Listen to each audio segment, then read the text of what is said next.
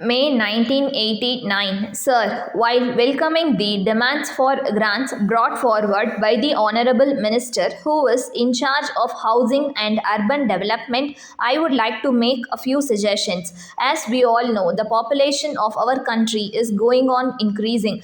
Of course, the government is doing everything possible to impress upon the people the benefits of having a small family, and I do not deny the fact that the efforts of the government in this regard have begun to have an impact on the people.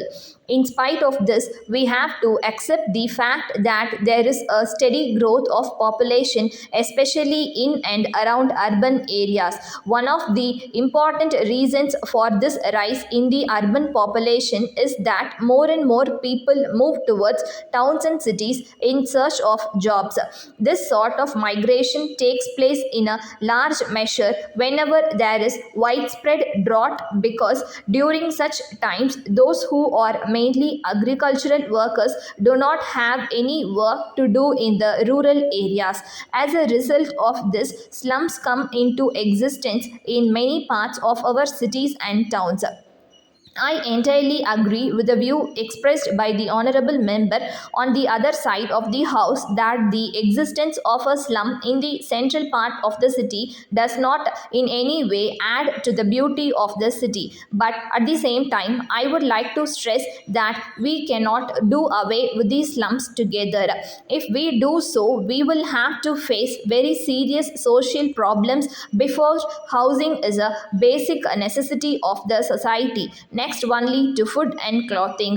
In fact, government all over the world are becoming more and more aware of the fact that the provision of housing to all the people is one of their responsibilities. It is for this reason that the coming year is going to be observed as the International Year of Shelter for the Homeless.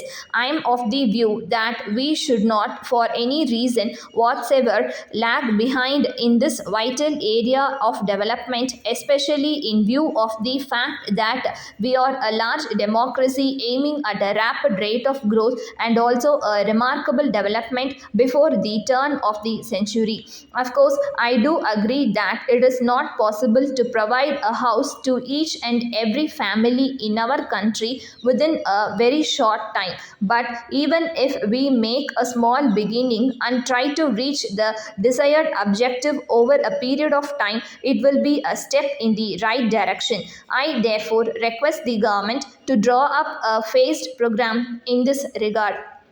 The program should be so devised that the main thrust is on providing accommodation to those who live below the poverty line at present. It is very important to take care of these people in the first instance, and therefore the government itself should come forward to build houses for them.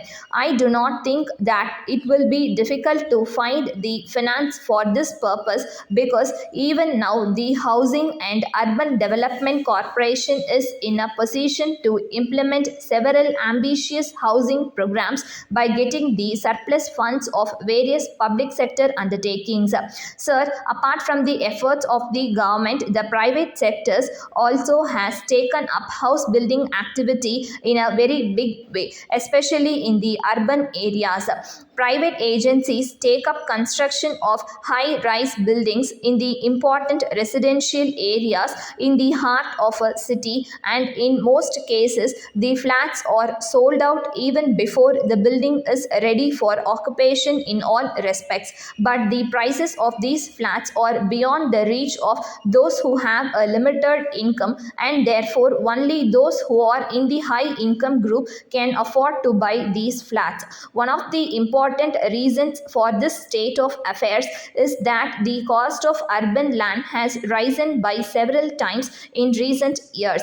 As a matter of fact, the cost has gone up to such an extent that in these days it is considered wise to put up a building for commercial purposes and make more money rather than putting up a building for residential purposes. So those who are in the middle income group can think of building their own houses in the suburban areas. With these words, I conclude my speech.